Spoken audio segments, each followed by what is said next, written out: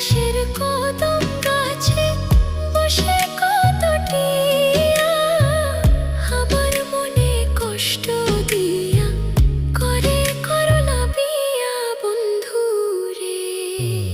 কি অপরাধ পাইয়া